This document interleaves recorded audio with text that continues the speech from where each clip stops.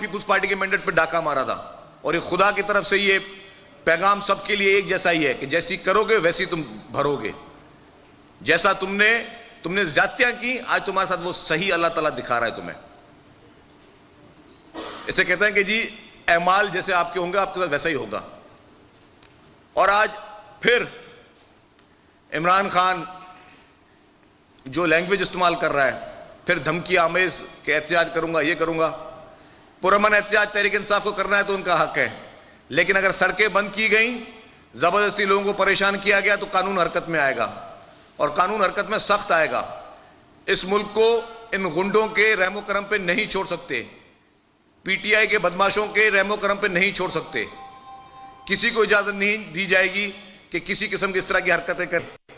आज भी इन्होंने कराची शहर में सड़कें ब्लॉक करने की कोशिश की है, और वज़ीर आला सिंध ने सिंध पुलिस को हिदायतें दी है कि सारी सड़कें खुलाई जाएं। जहां उनको इख्तियार करना है किसी कोने में करें, या गवर्नमेंट से इजाजत मांगे कि जी ये इस इलाके में हमें करते हैं, हम उनको इजाजत देते हैं, खुद इजाजत देते हैं। लेकिन अगर आप आवाम को परेशान करोगे, लोग बीमार लोग एम्बुलेंस पे जा रहे हैं, उनको आप परेशान करोगे, सड़कें बंद करोगे, ये गवर्नमेंट आपको इजाजत नहीं देगी। दूसरी बात जो आज इलेक्शन में एक और चीज साबित हुई और सामने नजर आई कि पंजाब से पीएमएल-एन के एमपीएस वो 2 गायब थे, और इस चीज के शवाहिद मौजूद हैं कि उसको पीटीआई ने उन एमपीएस को हैवी पैसे दिए और उनको मुल्क से बाहर भेजा। तो हर वो गलत काम, हर वो 2 नंबरी काम जो इमरान खान खुद करता है, एडवांस में उसका ऐसा प्रोपेगेंडा उसने पैदा किया हुआ है कि पूरी कौम के सामने यह मैसेज जाए कि जी दूसरे गलत काम कर रहे हैं।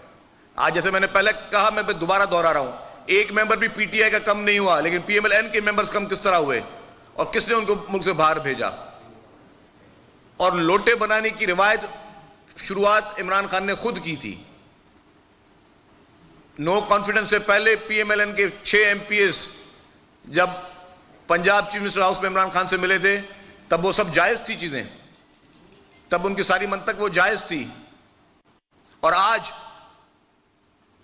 जो लोग मुल्क से बाहर भेजे गए पैसे देकर, वो जायज है, और इस वक्त सिर्फ और सिर्फ आप इल्जाम तराशी और बहतानबाजी पे चल रहे हो, सिर्फ लोगों को आप बेवकूफ बना रहे हो, अवाम के जहन में आप जहर उगालने की कोशिश कर रहे हो, झूठे नारे दे रहे हो, झूठे